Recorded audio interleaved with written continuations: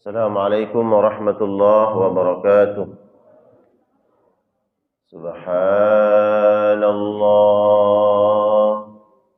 walhamdulillah wa la ilaha illallah wallahu akbar. Subhanallah walhamdulillah wa la ilaha illallah wallahu akbar. Subhanallah walhamdulillah wa la ilaha illallah wallahu akbar. Innal hamdalillah nahmaduhu wa nasta'inuhu wa nastaghfiruh wa na'udzu billahi min shururi anfusina wa min sayyiati a'malina. Man yahdihillahu fala mudilla lahu wa man yudlilhu fala hadiya lahu. Asyhadu an la ilaha illallah wahdahu la syarika lahu wa asyhadu anna Muhammadan abduhu wa rasuluh. Allahumma salli wa sallim wa barik ala nabiyyina wa rasulina wa syafi'ina maulana Muhammad wa ala alihi wa sahabatihi ila yaumiddin, amma ba'du. Qala Allah Ta'ala, a'udzu billahi minasy syaithanir rajim. Qalu subhanaka la ilma lana illa ma 'allamtana innaka antal alimul hakim. Allahumma 'allimna ma yanfa'una wanfa'na bima 'allamtana wa zidna ilma wa aslih lana syu'unana kullaha wa la takilna ila anfusina tarfata 'ain.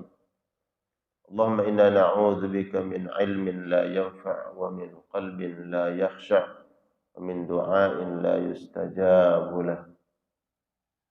Alhamdulillah wa syukurillah. Pagi hari ini kita diberikan kesempatan, keistiqomahan dan kesehatan dari Allah Subhanahu wa taala untuk melakukan amaliyah ketaatan, memperbanyak amal-amal soleh yang akan kita bawa kembali kepada Allah Subhanahu wa taala. Tentunya selalu kita berharap, berdoa, setiap amaliyah ketaatan, amal kebaikan yang kita lakukan, yang wajib, yang sunnah, semoga Allah Subhanahu wa taala terima dan Allah letakkan pada timbangan kebaikan kita, insyaallah. Amin. Salawat dan salam tak lupa kita sampaikan, tercurah limpahkan untuk Nabi mulia sallallahu alaihi wasallam, untuk keluarga dan seluruh sahabat-sahabatnya. Semoga dengan selawat salam kita kepada Rasulullah sallallahu alaihi wasallam, yang bagian cara dan usaha kita berupaya untuk kelak mendapatkan syafaat Rasulullah sallallahu alaihi wasallam, di antaranya dengan memperbanyak membaca selawat kepada Rasulullah sallallahu alaihi wasallam sebagai bentuk wujud cinta kita kepada Rasulullah sallallahu alaihi wasallam. Dan beliau sampaikan, ar-rajulu ma'a man ahabba fil jannah. Di akhirat nanti Allah akan mengumpulkan orang-orang yang saling mencintai karena Allah di dalam surganya. Kalau kita mencintai Nabi sallallahu alaihi wasallam dengan cinta yang sebenar-benarnya, bukan hanya sekedar pengakuan, tapi berusaha untuk mengikuti sunnah-sunnahnya, mengamalkan perintah-perintah beliau, maka insyaallah kalau Allah pertemukan, Allah jumpakan kita dengan Nabi Muhammad sallallahu alaihi wasallam. Amin ya Allah ya rabbal alamin. Apa kabar semuanya jemaah? Alhamdulillah. Sehat?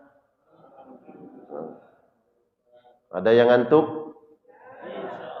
Nah, jadi kalau ditanya ada yang ngantuk? Yang ngantuk langsung tidak ngantuk. Insya Allah. Saya ingat dulu kalau waktu kita sekolah itu, ya, siapa yang ngantuk? Semuanya angkat tangan. Ya, nggak ada yang angkat tangan. Siapa yang ngantuk? Yang tadinya ngantuk jadi nggak ngantuk, Pak. Ya. Alhamdulillah kita hadir di majelis ini, hadirkan pendengaran, hadirkan hati. Insya Allah Allah berikan ilmu yang bermanfaat. Masih di dalam kitab Riyadhus Shalihin. Pagi hari ini kita akan membahas tentang salat sunnah rawatib. Salat sunnah yang mengiringi daripada salat wajib. Lanjutan daripada hadis-hadis yang sebelumnya. Hadis pertama, hadis dari sahabat Abdullah bin As-Sa'ib radhiyallahu taala anhu, anna Rasulullah sallallahu alaihi wasallam kana yusalli arba'an ba'da an tazula asy-syamsu qabla adh-dhuhri. Sahabat Abdullah bin Sa'ib menceritakan bahwa Nabi sallallahu alaihi wasallam selalu menjaga atau selalu mengamalkan salat sunnah arba'an ba'da tazul asy-syams. Ba'da an tazul asy-syamsu. Salat sunnah 4 rakaat sebelum, ya, setelah tergelincirnya matahari, sebelum salat zuhur. Nah, ini hadis yang menjelaskan salat sunnah qabliyah zuhur 4 rakaat. Karena di dalam hadis yang lain, sebagaimana juga diriwayatkan oleh Ummul Mukminin Aisyah, di antara yang dijaga oleh Nabi adalah 2 rakaat sebelum zuhur. Itu riwayat Ummul Mukminin Aisyah. Adapun riwayatnya sahabat Abdullah bin Sa'ib ini, beliau mengatakan Nabi selalu melaksanakan salat sunnah rawatib qabliyah zuhur itu 4 rakaat. Jadi ini sesuai dengan kemampuan kita dan kita ingin mengamalkan yang mana di antara amalan-amalan yang dilakukan oleh Nabi sallallahu alaihi wasallam. Yang mengamalkan 2 rakaat silahkan. Yang mengamalkan 4 rakaat silahkan. Qabliyah zuhur. Ya. Ini bagian dari mengamalkan sunnah. Yang disayangkan adalah tidak mengamalkan itu. Kita bertengkar, 2 rakaat, enggak 4 rakaat. Jangan pertengkarkan yang 4 dengan 2. Ya. Yang kita harus jaga adalah melaksanakannya. Yang kita harus pertengkarkan, kenapa kita tidak dilakukan? Nah, itu. Kenapa berbeda? Alasan Nabi melakukan 2 rakaat, kadang 4 rakaat adalah, jadi begitu Nabi sallallahu alaihi wasallam memberikan opsi, pilihan, terserah kita mau lakukan yang 2 atau yang 4. Itu yang pertama. Ya, jadi alasannya ini menunjukkan Nabi memberikan pilihan. Jadi pilihan itu tidak selalu salah dan benar. Ya, ini baik, ini lebih baik, gitu. Yang 2 silahkan, ya dapat pahalanya ya 2 rakaat tadi. Yang 4 alhamdulillah. Kira-kira kalau bicara pahala, Lebih banyak pahala 2 rakaat atau 4 rakaat? Ya 4, ya kan? Dan kedua-duanya ini dilakukan oleh Nabi Shallallahu Alaihi Wasallam. Yang tidak dapat pahala adalah sampai ke masjid, imam sudah takbiratul ihram, tidak dapat salat sunnah qabliyahnya. Ya, kalau dia tidak qabliyah di rumah, nanti kita bahas juga itu. Dan mungkin pernah kita sampaikan Nabi, ya, bagian amaliyah yang beliau jaga itu adalah salat sunnah di rumah. Ya, tapi tentunya kita bisa atur nih. Kalau mau salat sunnah qabliyah di rumah, berarti pastikan sampai di masjid kita bisa takbir bersama imam, ya. Karena ada keutamaan tuh, ada keutamaan takbir bersama imam, kemudian mendapatkan shaf pertama. Ya, kalau seandainya kemudian kita telat, maka ya salat sunnahnya di masjid, salat sunnah qabliyahnya. Mau pilih 2 boleh, 4 juga boleh. Mana lebih besar pahalanya? Yang lebih banyak lah, insyaallah. Ya. Arba'an ba'da an tazula syamsu qabla zuhri, sebelum salat zuhur. Nah, ini jadi yang kuat itu adalah qabla zuhri, ini sebelum melaksanakan salatnya, bukan sebelum masuk waktu zuhur. Karena ada kaitan dengan hadis yang lain bahwa Nabi salat sunnahnya 4 rakaat qabliyah zuhur yang diriwayatkan oleh sahabat yang lain. Wa qala, dan Nabi bersabda. Nah, kenapa Nabi sallallahu alaihi wasallam melaksanakan salat qabliyah zuhur 4 rakaat?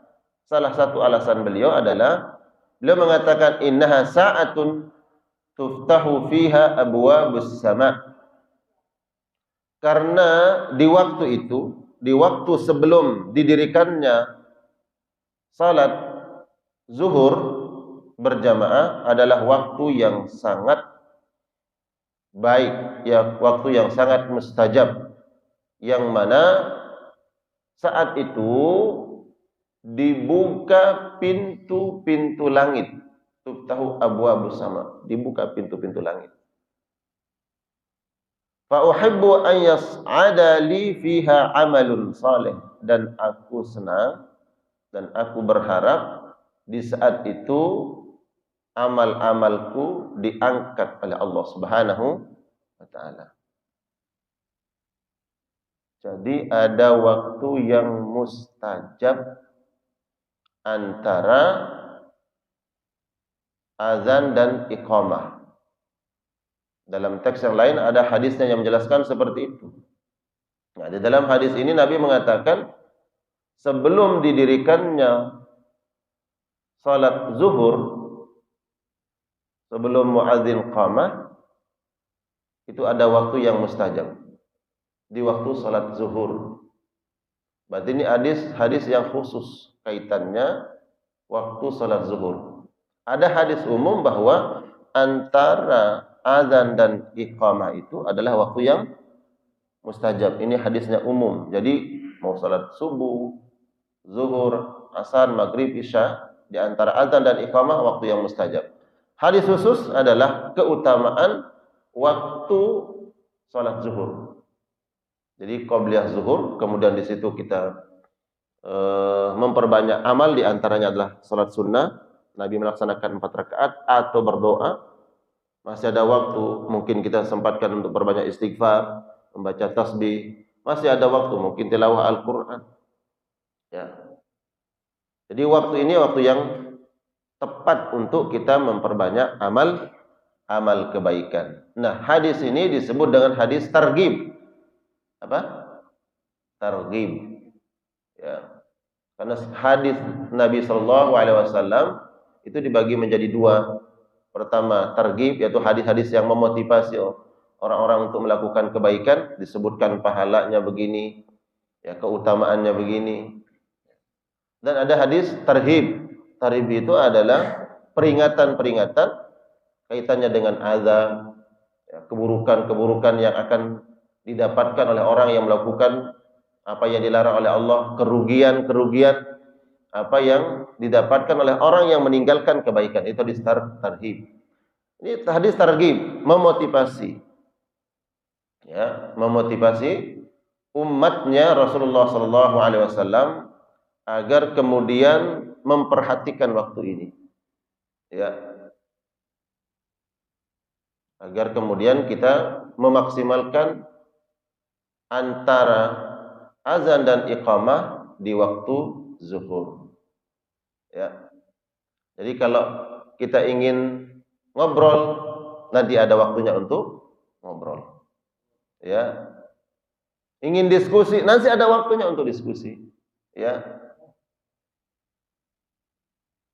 Karena ya banyak di antara kita ini yang kemudian tidak memahami keutamaan-keutamaan waktu, ya.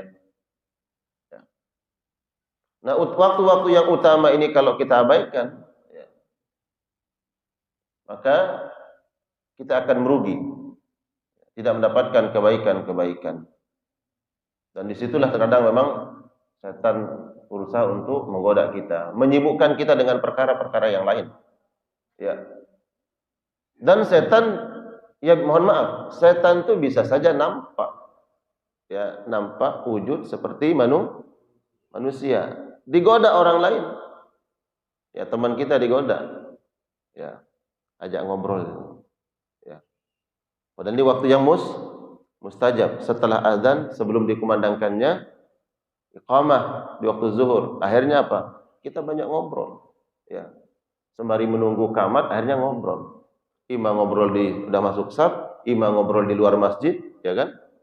Jadi waktu-waktu yang utama. Nah, kalau seandainya kemudian kita nih negor jamaah yang lain, ingin ajak bicara, ngobrol, ya seperlunya. Mungkin dia tanya kabar, gimana kabar? Ya alhamdulillah. Nah, setelah dia jawab alhamdulillah, ya udah jangan tanya lagi. Ya. Terus ditanya, dia nggak mau jawab. Nanti dia bilang apa? Wah, itu mah sombong. Hah? Ya, kita dicuekin. Jangan suuzon. Mungkin ini dia paham, dia mengerti keutamaan waktu itu. Ya. Kenapa saya cerita seperti ini? Ini kan pengalaman pribadi. Ya. Kita tahu keutamaan itu. Apa kabar Ustaz? Alhamdulillah sehat. Sudah begini pengen doa lagi. Lalu ditanya lagi gitu. Nanti ada waktunya untuk nanya. Ya. Iya, alhamdulillah Pak. Kita begini lagi, ya kan? Dan kita dicecerin dengan pertanyaan-pertanyaan. Ya, diajak ngobrol. Nah, jadi tidak paham waktu-waktu yang utama. Jadi jamaah sekalian yang dimuliakan Allah, di dalam hadis ini ada dua berarti penjelasannya. Pertama, salat sunnah qabliyah zuhur itu 4 rakaat. Ini yang dilakukan oleh Nabi sallallahu alaihi wasallam. Di dalam hadis yang lain disebutkan 2. Jadi pilihannya silahkan. Bisa 2, bisa 4. Yang kedua, ada keutamaan waktu yang mustajab untuk kita berdoa, memperbanyak amal soleh di waktu salat zuhur, waktu zahirah, waktu zuhur, yaitu di antara azan dan iqamah. Ini ada hadis khusus. Hadis umumnya adalah di antara azan dan iqamat ada waktu-waktu yang mustajab untuk berdoa. Kemudian hadis yang berikutnya dari Ummul Mukminin Aisyah radhiyallahu taala anha, kana Rasul sallallahu alaihi wasallam, adalah Nabi sallallahu alaihi wasallam, yusalli fi baiti. Nabi sallallahu alaihi wasallam salat di rumahku. Ya. Salat sunnah Nabi sallallahu alaihi wasallam di rumah Ummul Mukminin Aisyah radhiyallahu taala anha. Beliau meriwayatkan berapa rakaat? Arba'an. Di dalam hadis ini Ummul Mukminin mengatakan arba'an, 4 rakaat, menguatkan hadis yang dari sahabat Abdullah bin Sa'ib, 4 rakaat. Di rumahnya Aisyah, di rumah Aisyah yang dekat dengan Masjid Nabawi. masjidnya Rasulullah sallallahu alaihi wasallam. Jadi qabliyah zuhur di dalam hadis ini Ummul Mukminin Aisyah menceritakan berapa? 4 rakaat. Jadi memang ada hadis-hadis yang menyebutkan 4, menyebutkan 2. Jadi perbedaan ini bukan perbedaan yang kontradiktif, tapi perbedaan yang bervariatif. Jadi pilihan saja. Ya, kadang Nabi melakukan 4, kadang Nabi melakukan 2. Abdullah bin Umar meriwayatkan 2 ya di dalam hadis yang lain. Kata Ummul Mukminin, arba'an, 4 rakaat, tsumma yakhruju fayusalli bin nas. Baru kemudian setelah 4 rakaat beliau keluar mengimami para sahabat di masjid. Dia keluar baru menjadi imam. Berarti beliau keluar dari masjid itu enggak salat sunnah di masjid. Salat sunnahnya di rumah. Tsumma yadkhulu fayusalli rak'ataini. Setelah beliau mengimami para sahabat salat di Masjid Nabawi, setelah beliau selesai salat, kemudian masuk ke rumah, beliau kemudian salat sunnah 2 rakaat. Ya. 2 rakaat ba'da zuhri. Jadi 4 rakaat di rumah qabliyah zuhur, kemudian beliau menjadi imam, pulang salat sunnah 2 rakaat di rumah. Berarti salat sunnah rawatib Nabi di mana? Di rumah. Hah? Di rumah karena salah satu alasannya ya Nabi dekat dengan masjid. Ya. Beliau keluar pintu ya sampai di masjid. Ya. Apakah karena alasan dekat? Tidak. Ya. Para sahabat yang jauh rumahnya pun ya, yang jauh artinya nanti ketika beliau setelah salat sunnah di rumah dan itu diamalkan oleh sahabat-sahabat yang tidak dekat rumahnya dengan masjid. Beliau salat sunnah di rumah, kemudian berjamaah di masjid, pulang salat sunnahnya di rumah. Ini bagi yang tentunya memungkinkan. Karena kita ingin berusaha betul-betul mengamalkan sunnah Nabi sallallahu alaihi wasallam. Ya sesekali waktu kalau memang tidak ya, ini tidak mungkin nih. Tapi coba usahakan ya kita bisa salat sunnah di rumah. Gitu.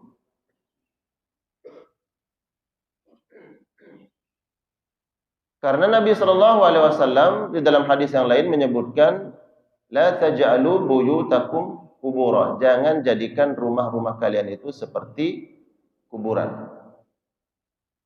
Kenapa? Di antaranya disebutkan oleh para ulama adalah Nabi memberikan tamsil seperti itu, jangan kau tidak memberikan cahaya di dalam rumahmu. Ya. Salat itu cahaya. Nah, ketika seseorang kemudian melaksanakan ibadah salat di rumah, pada hakikatnya dia sedang memberikan cahaya di rumah tersebut. Ketika rumah kita penuh dengan cahaya, maka kegelapan akan hilang. Apa yang gelap itu? Keburukan. Di antaranya keburukan yang bersifat ghaibiyah, yang gaib. Bahkan keburukan yang zahirah, yang nampak.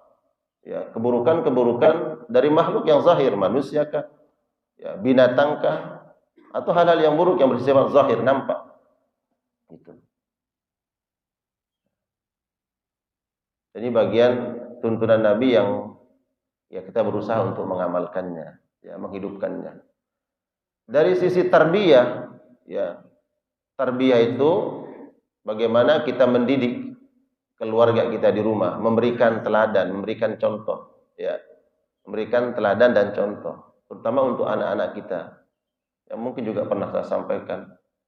Ya, kalau kita kemudian salat sunnah di masjid qabliyah, kemudian berjamaah di masjid, setelah itu ba'diyahnya di masjid, pulang ke rumah, sampai di rumah kita tidak melakukan sesuatu hal yang secara zahir nampak amaliyah ibadah, maka tidak nampak nilai-nilai tarbiyah itu terhadap anak-anak kita. Ya mungkin mereka melihat hanya kita salat berjamaah di masjid. Tapi beda pengaruhnya ketika pulang dari masjid, kemudian kita sholat ba'diyahnya di masjid. Dan kalau itu jadi kebiasaan, maka akan tertanam nilai-nilai kebaikan, pendidikan terhadap anak-anak kita. Ternyata bapak kita nih berangkat ke masjid, sholat berjamaah, pulang dari masjid, apa yang dia lakukan? Sholat. Ya. Apalagi di waktu zuhur. Mungkin bapak biasanya makan siang itu setelah sholat zuhur atau sebelum zuhur? Biasanya nih Pak. Setelah sholat. Makan siang setelah sholat atau sebelum sholat? Rata-rata sih setelah sholat, betul nggak?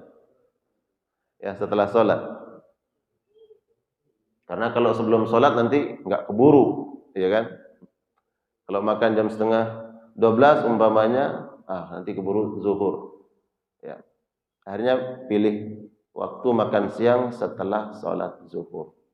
Nah, kalau bapak kemudian ba'diyahnya di masjid, pulang ke rumah, sampai di rumah, apa yang dituju? Ya, tempat yang dituju apa? Nyarinya apa?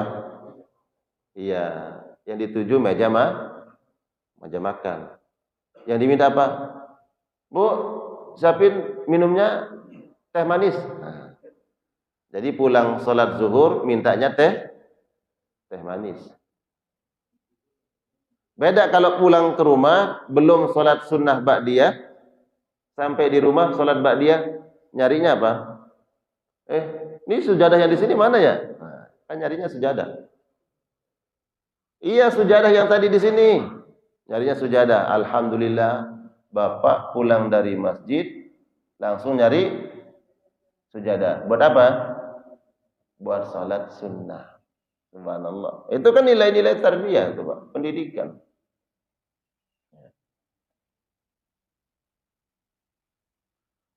Salat duha. Bapak ini selesai kajian dari sini. Sampai rumah jam berapa? 6:30. Habis kajian, kemudian sarapan pagi, ya kan? Pak Ketua, sarapan pagi udah siap? Ya, biar enggak ngantuk. Sarapan pagi sampai di rumah. Ya. Enggak usah sholat duha di sini, enggak usah sholat duha di sini. Nanti aja di rumah. Khawatir juga riya juga tadi di sini. Oh, rajin sholat duha. Boleh sholat sunnah di sini, boleh duhanya boleh. Sholat sunnah isyraq aja di sini, nanti duhanya di rumah. 6:30 udah boleh belum duha? Boleh. Sholat duhanya di rumah. Sampai di rumah, ya kan? Sudah sarapan di sini, masa sarapan lagi di rumah, Pak? Ya kan?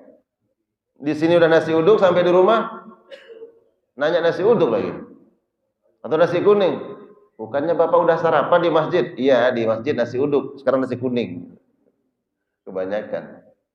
Ya, tadi di masjid ketupat sayur, di rumah harus nasi. Sampai di rumah salat sunnah apa? Duha. Ya. Setelah itu barulah mungkin Bapak akan jogging olahraga, silakan. Ya. Tertanam tuh nilai-nilai subhanallah. Dan itu akan dikenang loh oleh anak-anak kita. Ingat dulu, kita apa sih kebiasaan orang tua kita dulu waktu kita kecil tuh, kita ingat, Pak. Bahkan mungkin kita pernah dipukul tuh masih ingat, ya. Ya, dipukulnya pakai apa? Pakai rotan, masih ingat tuh. Ya. Dipukul sama guru ngaji kita waktu kecil pakai rotan, ingat gak?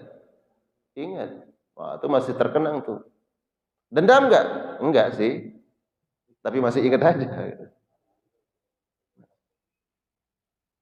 Jadi kebaikan-kebaikan yang kita lakukan di hadapan anak-anak kita tuh, ya, itu akan menjadi nilai-nilai tarbiyah, ya, pendidikan. Pulang dari masjid sempat kita sholat sunnah duha, ya, subhanallah. Nah, Nabi SAW riwayat Ummul Mukminin di hadis yang ini menyebutkan di rumah arba'an, 4 rakaat. Tsumma yakhruju fayusalli binnas tsumma yadkhulu fayusalli rak'atain. Setelah itu beliau pulang ke rumah salat sunnah 2 rakaat. 4 rakaat qabla zuhur, 2 rakaat ba'da zuhur. Wa kana yusalli binnasil maghrib. Setelah itu di waktu maghrib Nabi salat maghrib. Ya. Salat maghrib, Aisyah menyebutkan Nabi langsung salat maghrib mengimami para sahabat.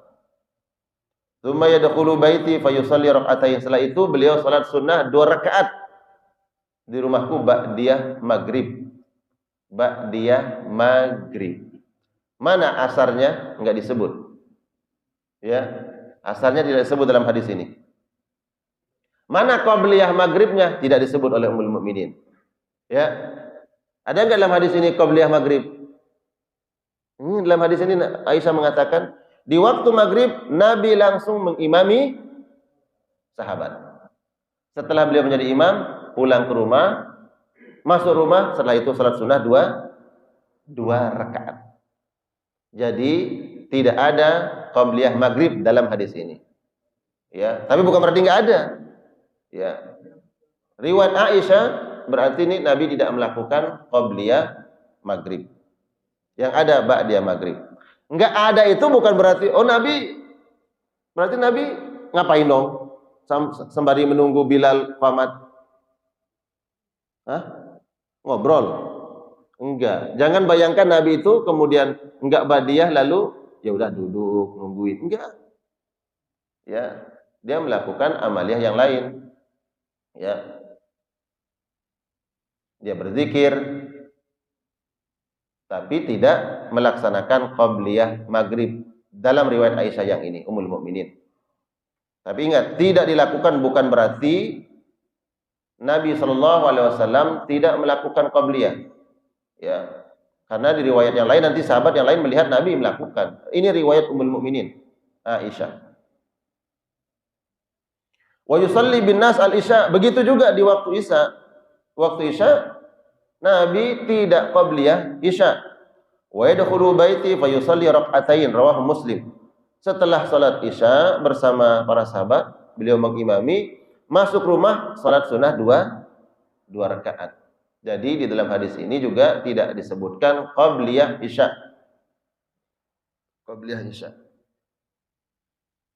Baik. Sekarang begini, pertanyaannya,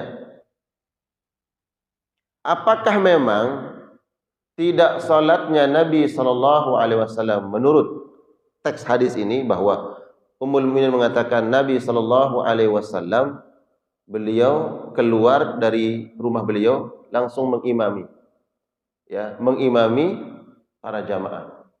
Setelah salat maghrib baru beliau masuk. Begitu juga Isya, beliau keluar mengimami. Setelah itu beliau masuk baru kemudian ba'diyah Isya. Apakah memang Nabi melakukan terus-menerus seperti itu? Apakah terbuka kemungkinan ya Nabi sebenarnya salat qabliyah maghrib, salat qabliyah Isya tapi tidak di rumah. Tapi beliau keluar, yakhruj itu keluar, apakah langsung mengimami? Makna yakhruj itu langsung mengimami sehingga tidak ada salat sunnah qabliyah maghrib, tidak ada salat sunnah qabliyah Isya. Atau ada kemungkinan Nabi keluar, dia salat sunnah dulu baru mengimami, sehingga Ummul Mukminin meriwayatkan keluar itu, beliau keluar artinya beliau tidak salat sunnah qabliyah maghrib, qabliyah Isya di rumah. Jadi menurut para ulama terbuka kemungkinan itu bahwa Nabi SAW bukan tidak qabliyah maghrib, bukan tidak qabliyah Isya, tapi qabliyahnya di masjid. Baru kemudian mengimami para jamaah, para sahabat Rasulullah SAW. Kenapa? Karena dalam hadis yang lain Nabi SAW memerintahkan, ya. Dalam hadis yang lain Nabi memerintahkan Liman syaa, silahkan yang ingin salat qabliyah, silahkan.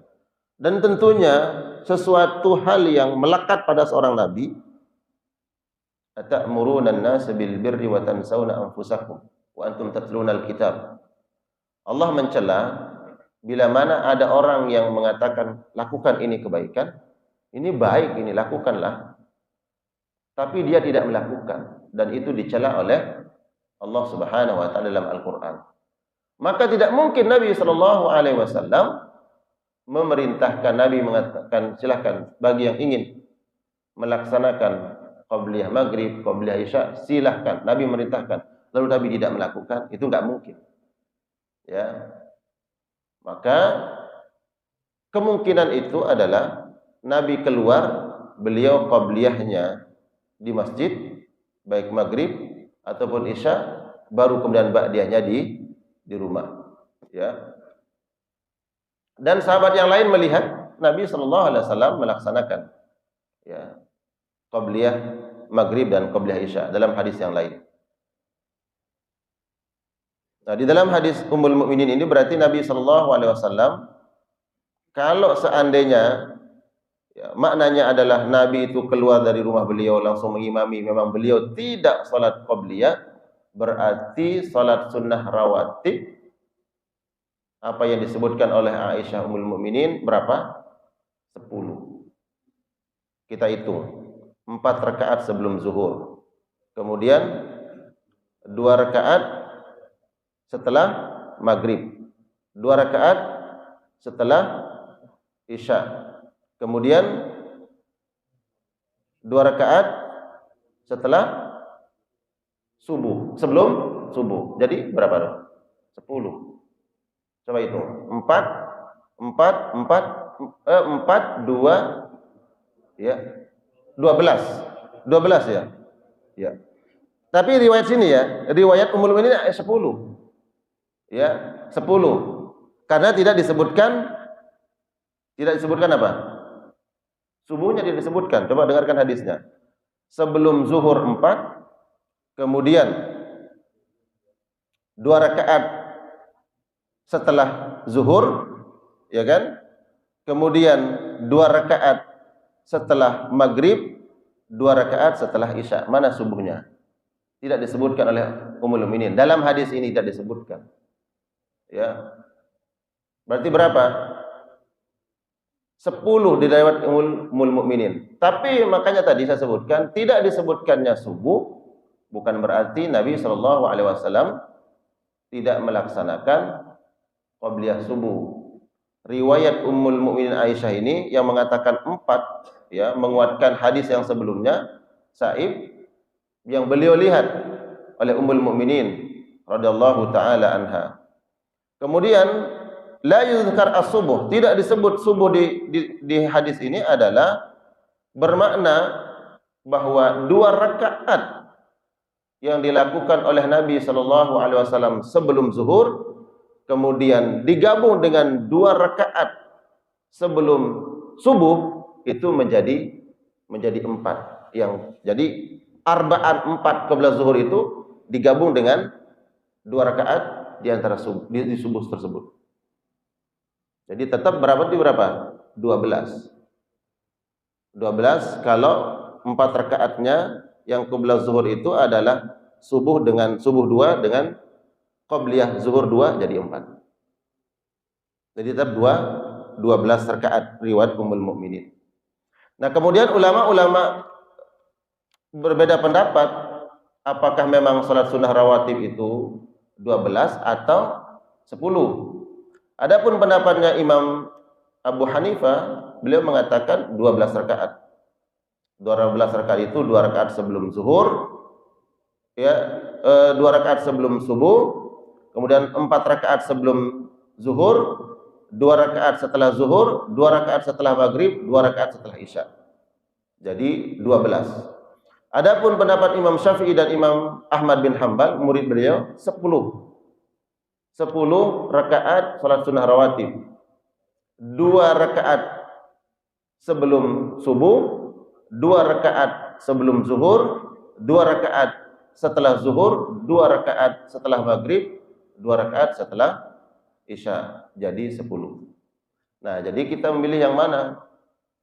Ya, kita mau 4 rakaat sebelum zuhur atau 2 rakaat sebelum zuhur. Adapun Imam Malik salat sunnah rawatib itu ghair muhaddad kata beliau. Kamu lakukan berapapun boleh. Ini pendapat Imam Malik. Kita mau lakukan ada waktu sebelum zuhur umpamanya, sebelum iqamah ada waktu untuk salat sunnah 4 silahkan. Mau tambah lagi 2 rakaat jadi 6 boleh. Atau subuh qabla subuh 2 rakaat. Kemudian kita salat sunnah qabla subuh 4 rakaat boleh. Ya, pendapat Imam Malik rahmatullah alaih adalah ghair muhaddad, tidak terbatas sesuai dengan kemampuan kita. Nah, jadi yang penting adalah bagaimana salat sunnah ini kita jaga.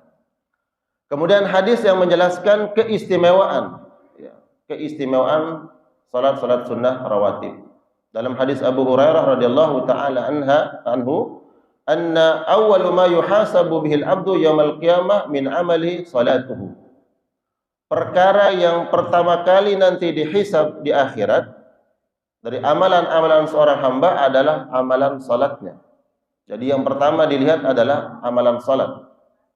Fa in saluhat faqad aflaha wa anjaha. Kalau salatnya baik, maka hamba tersebut mendapatkan keberuntungan, beruntung dan sukses.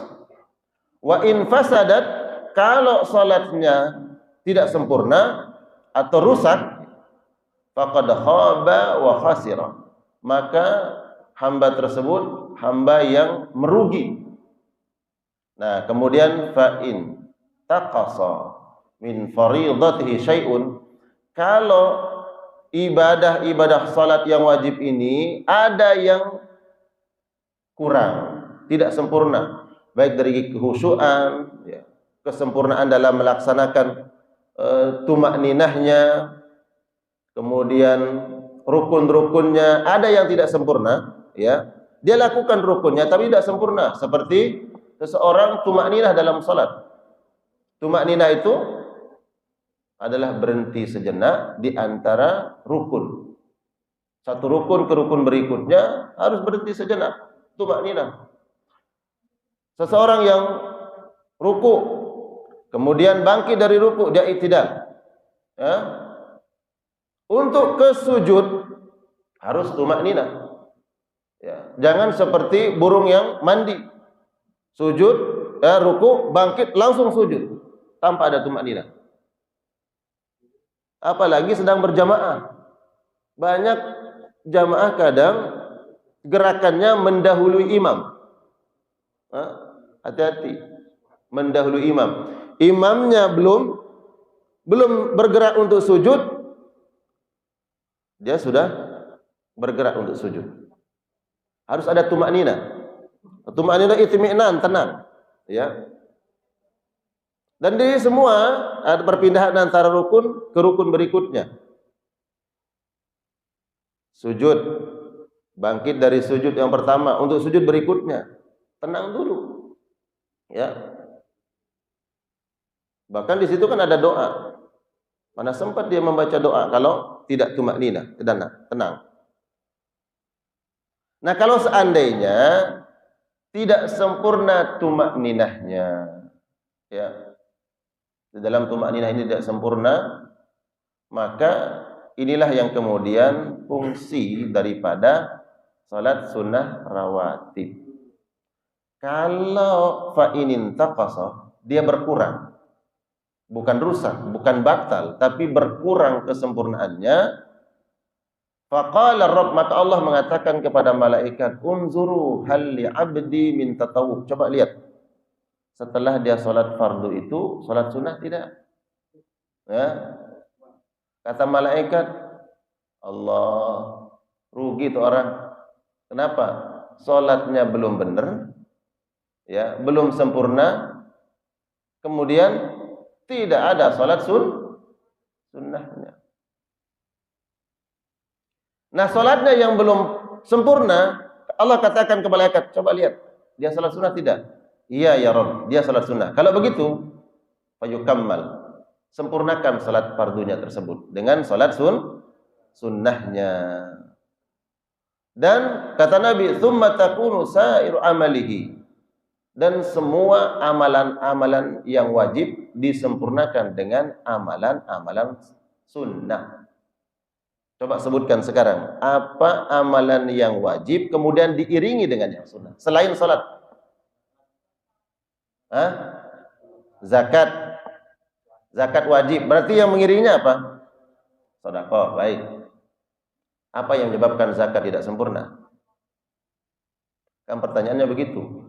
Kalau salat kan yang menyebabkan tadi kurang sempurna rukunnya atau kurang sempurna khusyuknya. Ya kan? Ini 2 apa 3? 4 apa? 3. Bingung. Ya, akhirnya mau tasyahud enggak nih? Mau tasyahud akhir atau bingung, akhirnya bangkit. Ini 5 kayaknya nih. Ya. Akhirnya dia di belakang lihat, ini sholat, ini ngaji di mana nih Bapak nih? Ya. Siapa gurunya nih? Kenapa?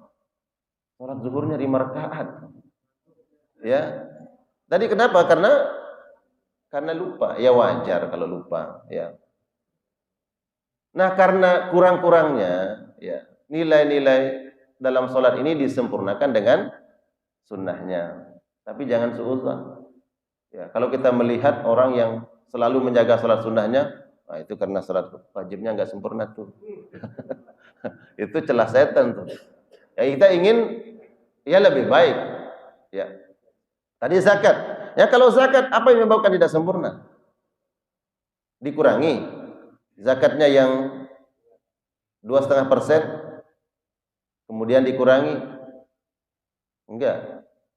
Ya mungkin ada ujub di situ, ada ria, ya kan? Ada setengah ria, ada nggak setengah ria? Terlintas tuh. Kita sih nggak ngomong sama orang lain, tapi ada terlintas dalam hati. Oh bangga gitu, ya. Mengeluarkan yang wajib daripada sedekah dari harta kita. 2,5% itu kan wajib, ya. Tapi kalau udah 0,5% dari 100 miliar, wah keren, selesai masjid kita. Ya. Mungkin kita tidak ujub dengan ucapan, ya, tidak riya dengan sikap atau ucapan, tapi dalam hati itu terlintas. Nah, disempurnakan dengan sedekah. Apalagi sempurnakan dengan sunnah. Tadi puasa Ramadan. Apa yang menyempurnakan? Ya sunnahnya. Barang siapa yang berpuasa bulan Ramadan, kemudian tsumma yatbi'u sittan min Syawal, 6 hari di bulan Syawal, itu yang menyempurnakan. Apalagi haji wajib tidak? Wajib. Bagi siapa? Yang mampu. Tapi banyak orang yang pura-pura. Sudah mampu, pura-pura tidak mampu. Ya. Nah, watimul hajja wal umrata lillah. Makanya kemudian setelah orang melaksanakan ibadah haji, ya mungkin saja hajinya itu karena haji apa? Haji mumpung. Mumpung sekarang dekat dengan pimpinan, ya kan? Wah, pimpinan kita, Pak, kita berangkat haji. Ya. Atau mumpung ya udah menemani, ya. Ya alhamdulillah dipanggil oleh Allah melaksanakan ibadah haji. Ada orang yang kemudian ditugaskan, kau menemani bapak untuk berangkat haji. Dalam hatinya dia, malas. Oh. Ada nggak orang begitu? Ada, dia nggak menikmati ibadah itu. Dia harus menemani. Mestinya ya bersyukur kepada Allah, ibadah dengan ikhlas, tapi karena harus menemani berangkat. Setelah itu baru dia mengerti, dia paham ternyata ya Allah yang memanggil. Dia menyesal dulu kenapa tidak ikhlas. Ya, maka sempurnakan ibadah itu dengan yang sunnahnya itu. Jadi antaranya umrah itu adalah menyempurnakan ibadah haji. Dari bapak yang sudah haji, mohon maaf kalau di kampung saya itu bapak haji berkopiah apa? Putih. Nah, itu Pak Haji. Nah, walaupun kita sudah berkopiah putih, ya, Apakah yakin bahwa haji kita sempurna? Yakin. Allahu a'lam bishawab. Apalagi berangkat sama istri umpamanya, atau ibu-ibu yang sudah jadi hajah berangkat sama bapaknya. Di situ diuji kesabaran, bertengkar, ya. Ketika di Mina, ya. Ketika di Muzdalifah, ketika di Arafah, di situ dia bertengkar. Yang mestinya di situ adalah puncak haji, di situ dia bertengkar. Kurang enggak hajinya? Kurang nilai-nilainya. Tapi batal tidak? Sah tidak? Sah. Batal enggak? Enggak batal. Karena rukun-rukunnya sudah dilakukan. Tapi pahalanya nanti dulu. Nah, kemudian untuk menyempurnakannya, wa atimul hajja wal umrata lillah. Sempurnakan haji dan umrah. Ya, para ulama disebut kata umrah ini adalah karena dia kemudian bagi orang yang sudah haji maka dia sunnah.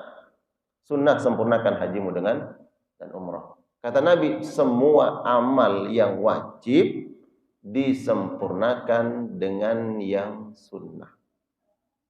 Masya Allah. Ini satu nih, biar nggak ngantuk. Menikah itu wajib tidak, Pak? Oh. Menikah wajib tidak, Pak? Ya, wajib. Mana perintahnya? Ya, Nabi SAW. Ya, ma'syarasy syabab man istata'a minkumul ba'ah falyatazawwaj. Ya, perintah itu harus dimaknai pertama adalah wajib, kecuali ada hal-hal yang menjelaskan itu sunnah. Perintah pertamanya bagi mereka yang mampu yang menikah, wajib menikah, menjaga agama. Ya kan? Yang mengikutinya apa, Pak? Sudahnya apa? Ya, nah, istrinya Pak Deka ada nggak di sini? Nah, kalau ada istrinya nggak berani dia nyebut. Baik, yang wajib-wajib itu disempurnakan dengan yang sunnah. Tapi Allah alam, saya tidak menjelaskan itu.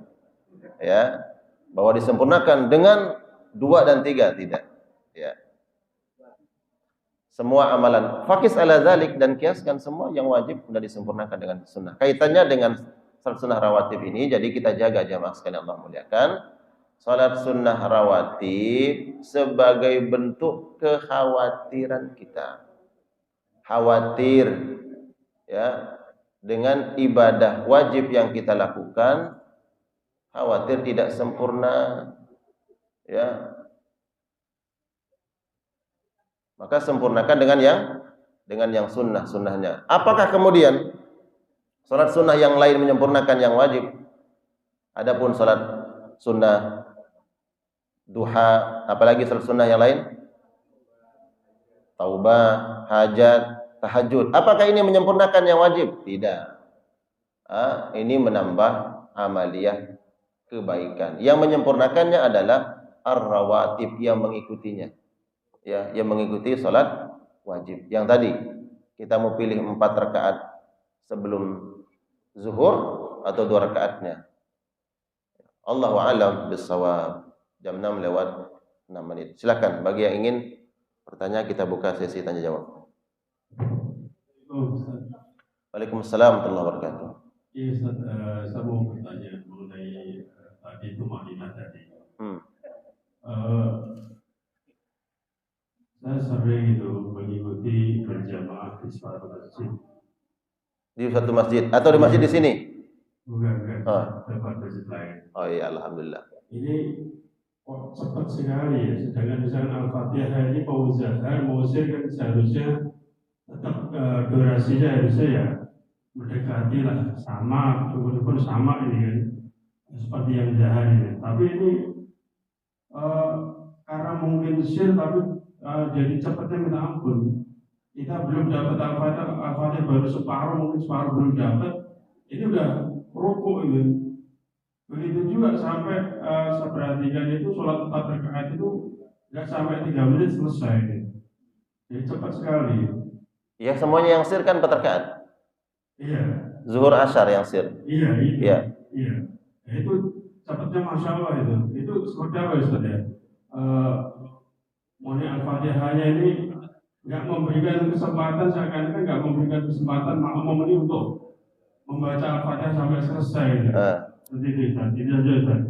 Assalamualaikum warahmatullahi wabarakatuh. Itu pentingnya memilih pemimpin yang paham, yang dipimpin, paham. Harus memahami orang-orang yang dia pimpin. Gitu.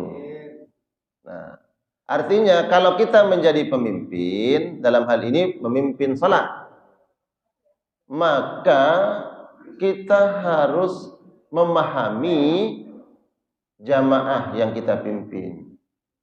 Ya. Jadi sebenarnya pemimpin itu harus mementingkan dirinya atau mementingkan yang dipimpin? Iya. Dalilnya mana? Kan butuh dalil. Jangan asal bicara, butuh dalil. Nabi ketika sahabat Abdullah bin Abbas jadi imam, ya. Kemudian beliau agak panjang bacaannya. Abdullah bin Abbas ini kan sahabat muda. Kalau berdiri, ya mau berapa jam kira-kira begitu kuat berdiri. Tapi kan yang di belakangnya ini tidak semua yang seperti Abdullah bin Abbas. Kemudian diingatkanlah Nabi, ya, untuk memperhatikan orang yang ikut berjamaah. Karena di situ ada orang-orang yang sudah tua. Kita baca, kalau ini kan kebalikannya. Tadi terlalu cepat, ini kelamaan dia. Ya. Di rakaat pertamanya Al-Baqarah. Ya enggak kuat. Kalau kita anggap itu enggak mungkin. Para sahabat dulu, nah itu lama tuh. Ya. Ya gimana? Sedangkan yang di belakang ada orang-orang tua. Baru berdiri 5 menit,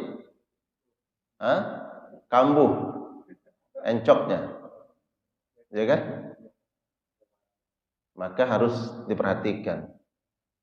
Kata Nabi, di belakang ada yang udah tua. Ada yang membawa anaknya.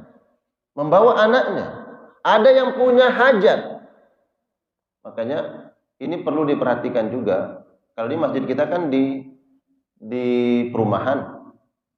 Ada masjid-masjid yang di pinggir jalan utama. Ya, orang mampir di masjid itu karena bertepatan waktu sholat. Ya, dia ingin dapat sholat berjamaah, kemudian mampir di masjid itu. Padahal dia mengejar waktu harus sampai di tempat jam-jam sekian, umpamanya. Maka di sini fungsinya kemudian imam itu paham. Di antara jamaah itu ada yang memang betul-betul ingin menjaga sholat jamaah, tapi dia harus tepat waktu untuk sampai ke tujuan. Maka tidak boleh memperpanjang bacaan ya dalam sholat tersebut. Karena ada jamaah-jamaah yang punya hajat. Apalagi di bandara. Ya, saya pernah Pak di bandara. Selesai sholat itu jamaah pada ngomel. Ya, ada anak muda jadi imam, kepanjangan bacaannya. Sedangkan di jamaah, ya harus segera naik pesawat. Itu kejadian tuh. Setelah sholat, ada orang pada bilang kelamaan itu. Nah, ya harus paham. Atau di tempat yang tidak memungkinkan jamaahnya harus banyak, dia tempatnya sempit. Ya, di belakang masih banyak orang yang ingin sholat berjamaah, tapi nggak bisa karena tempatnya. Maka imam nggak boleh panjang-panjang bacaannya. Itu ya, termasuk tadi kecepatan. Ya. Maka imam itu harus memahami jamaah. Nggak boleh terlalu cepat, ya memang nggak boleh. Juga tidak boleh terlalu lama. Itu murah itu menjaga. Ketika menjadi imam, Allahu Akbar, dia takbir untuk ruku. Kemudian imam ini tahu di belakang ada suara kaki, terburu-buru. Tergopoh-gopoh. Ngapain, Mbak? Mengejar ruku bersama imam. Ya kan? Maka imam harus menjaga itu. Lamain rukuknya. Biar yang tadi masuk itu bisa mengejar dapat rakaat itu. Itu dibahas di fikih. Ya. Gimana? Yang siapa yang nggak konsen? Makmum nggak konsen. Saya bilang tadi, ini kan butuh berapa detik sih, Pak? Bukan 5 menit. Tek, tek, tek. Nggak sampai 5 detik. Kalau dengar suara jamaah yang dari belakang itu ingin mengejar, ya. Ini kalau seandainya seperti itu, perintahnya sebenarnya kan ini udah kita bahas. Kalau seandainya ini kaitannya dengan imam. Kita sebagai makmum perintahnya ya jangan ngejar. Ya udah pelan-pelan aja. Ya. Berjalanlah ke masjid dengan as-sakinah, kata Nabi, pelan. Kau sampai masjid, kau temukan imam seperti apa, itulah bagianmu, kata Nabi. Imam sedang ruku, ya udah pelan aja, jangan usah ngejar. Ikut bisa ruku. Tapi imam, kalau seandainya ada jamaah seperti itu, dia udah kejar begitu, karena ingin bersama imam, dapat rakaat. Karena orang yang dapat ruku bersama imam berarti dapat 1 rakaat. Dia ingin dapat 1 rakaat. Makanya udah ditahan. Allahu Akbar ruku.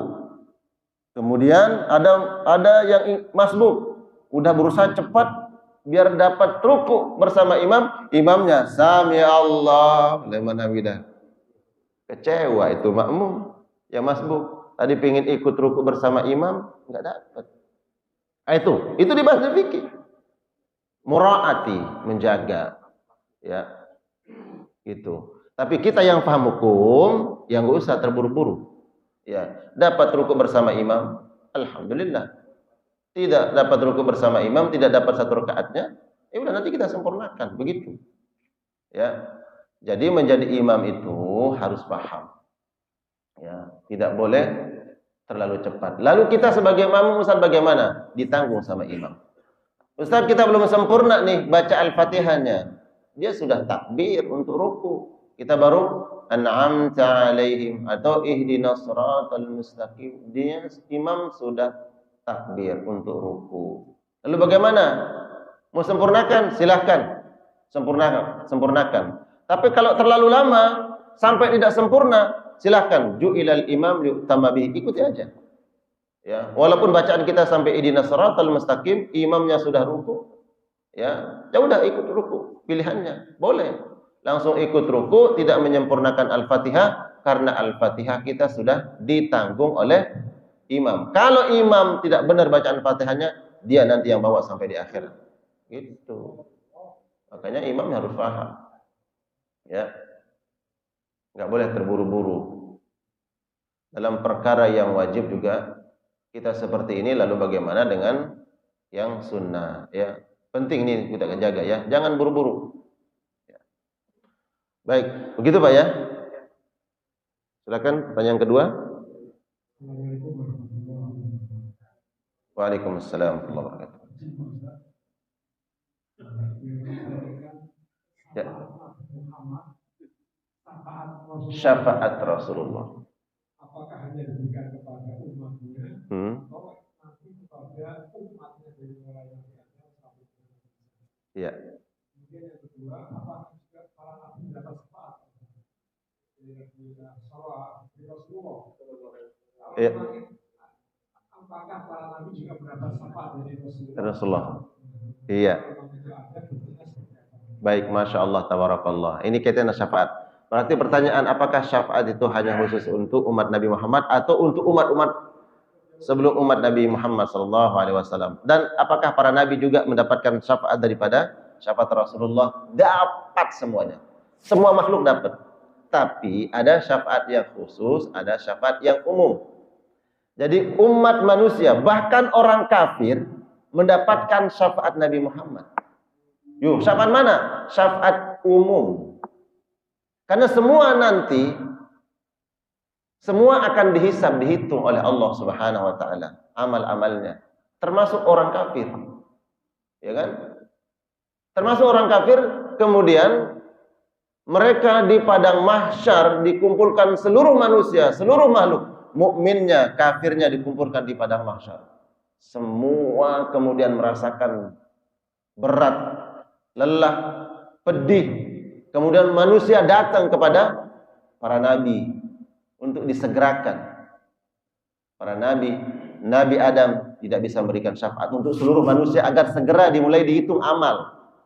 Mereka datang kepada siapa? Nabi Nuh. Nabi Nuh juga nggak mampu. Nabi Nuh bilang, coba ke Ibrahim. Nabi Ibrahim nggak bisa. Ya, coba ke Nabi Isa.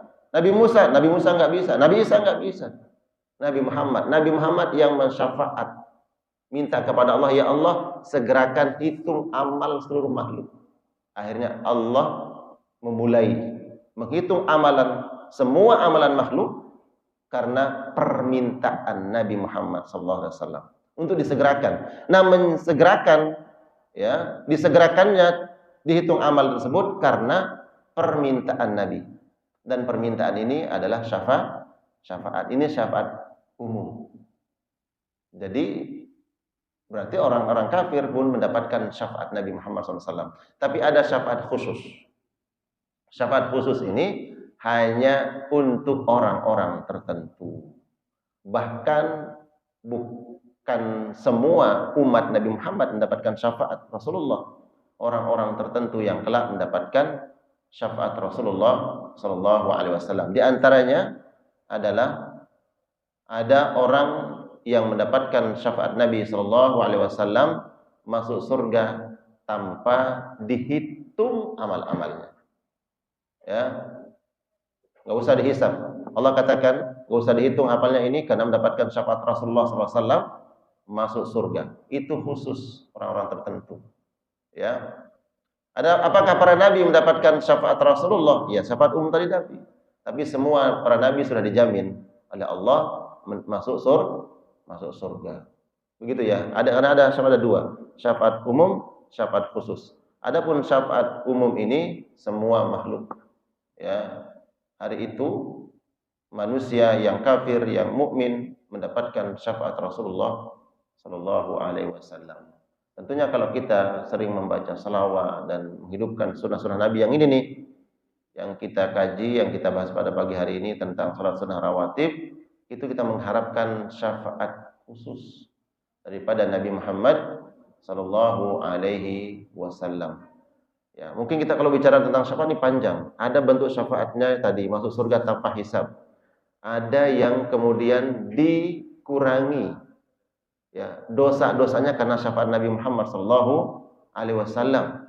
Jadi ada orang yang mestinya dia akan diperlama hisabnya, dihitung, tapi mendapatkan syafaat Nabi, mestinya kita hitung 10 menit jadi 5 menit. Yang tadinya 5 menit menjadi 2 menit. Kenapa? Karena Nabi Sallallahu Alaihi Wasallam syafaat dia. Ya. Nah, kita nggak tahu nih golongan mana kita nanti kelak mendapatkan syafaat Rasulullah Sallallahu Alaihi Wasallam. Mudah-mudahan, ya, kita berharap mendapatkan syafaat Nabi itu yang masuk surga tanpa dihitung amal-amal kita. Amin. Ya Allah ya Rabbal Alamin. Baik, cukup. Semoga kajian kita pagi hari ini menambah iman. Ya, kenapa ada yang mau bertanya? Cukup, Pak RT? Apa tuh?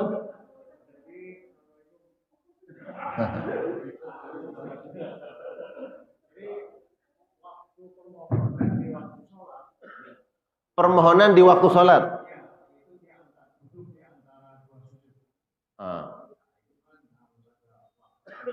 Iya. Iya. Ya, Bapak pernah tanyakan ini kayaknya ya. Iya, Bapak pernah tanyakan. Tapi pertanyaan ini diulang, mungkin biar diketahui oleh yang lain. Iya. Iya. Iya. Jadi beliau bertanya, di antara sujud ini ada duduk di antara dua sujud. Di situ ada doa. Apakah kita harus samakan atau lebih panjang duduk kita dengan sujud ini? Nabi Shallallahu Alaihi Wasallam beliau mengatakan, "Sallu kama ra'aitumuni usalli." Salatlah kalian sebagaimana kalian melihat aku salat. Ya. Bagi yang ingin maksimal salatnya, lihat salatnya Nabi. Nabi Shallallahu Alaihi Wasallam dalam melaksanakan salat sunnah. Salat sunnah ini saja, salat sunnah dulu. beliau lama sujudnya itu seperti lama berdirinya. Mampu kita? Mampu. Itu pas sholat apa? Sholat gerhana baru begitu. Ya, itu pun udah terasa kayak gimana kan? Sujudnya lama sama seperti berdirinya. Ya kan? Itu sholat sunnahnya Nabi. Sholat sunnahnya. Karena sesuai dengan kehendak. Terserah kita. Ya, tapi kalau menjadi imam, nggak mungkin kita lakukan. Karena tadi harus menjaga ya kebutuhan daripada jamaah. Nah, duduk di antara dua sujud tersebut ada doa. Ya. Baca doa tersebut, kalau sudah dibaca itulah waktunya. Tergantung cara membaca kita. Ada kakek-kakek yang sholatnya baca doanya pelan. Ya. Sebatas itulah waktu dia untuk duduk di antara dua sujud. Ya. Terus kalau menjadi imam, ya itu ada doanya yang dibaca. Sebatas doa itulah waktunya. Ya. Agama ini mudah. Ya. Jadi jangan dipersulit. Ya. Kalau kita hitung detik nanti khawatir kalau kita bilang Ustaz 10 detik. Ya, khawatir juga kita. Ya gimana menghitungnya? Nanti justru bukan fokus pada doanya, fokus pada detiknya. Ya. Hanya saja ya jamaah sekalian bahwa Nabi sallallahu alaihi wasallam pernah memarahi. Marah itu menasihati. Ada seorang yang salatnya tidak menjaga tadi di antara dua sujudnya dia tidak tumakninah dengan benar. Ya, duduk di antara dua sujud itu dia tidak benar duduknya. Benar Nabi mengatakan, "Ulangi salatmu." Enggak benar itu. Gitu. Jadi jangan terlalu terburu-buru. Adapun kalau kita hitung dengan detik, sedang pertanyaan Bapak berapa detik? Ya bingung juga kita detiknya. Ya jadi dijaga saja bahwa ada doa yang dibaca, ya jangan dibaca terburu-buru. Gitu ya. Kalau mau salat sunnah terserah kita, salat sunnah. Kita mau lama di antara dua sujud ini memperbanyak doa boleh. Bahkan ada doa-doa yang kita tambahkan dalam sujud-sujud kita boleh. Ya. Yang tidak boleh itu adalah terburu-buru. Ya, inilah terburu-buru ini ya kita harus pahami gitu ya. Yang penting baca doanya jangan terburu-buru. Ya. Meresapi, ya, hayati. Apalagi Bapak sholat sunnah sendiri itu harus betul-betul, ya, meresapi, menghayati doa yang dibaca. Baik, kita cukupkan. Cukup. Nah. Barakallahu fina wa fikum ajma'in. Semoga kajian kita pada pagi hari ini mendapatkan ilmu yang bermanfaat, yang berusaha kita amalkan. Jadi amalkan yang penting, ya. Salat sunnah rawatib itu memang sunnah, tapi lakukan seperti dia wajib, Lakukan, jangan tinggalkan. Subhanakallahumma bihamdika asyhadu an la ilaha illa anta astaghfiruka wa atubu ilaik. Wa sallallahu ala nabi Muhammad wa ala alihi wa ashabihi wasallam. Wassalamualaikum warahmatullahi wabarakatuh. Alhamdulillah. Alhamdulillah. Alhamdulillah. Alhamdulillah. Alhamdulillah. Barakallah.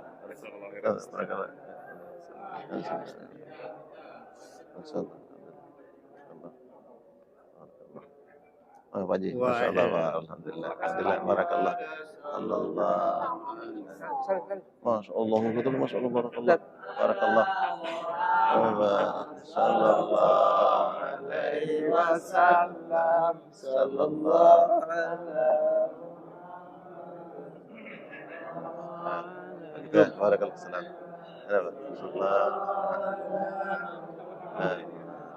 Barakallah, Salam. Sahib soal. Senang dia. Abu Li, Masya Allah, Masya Allah, Barakallah.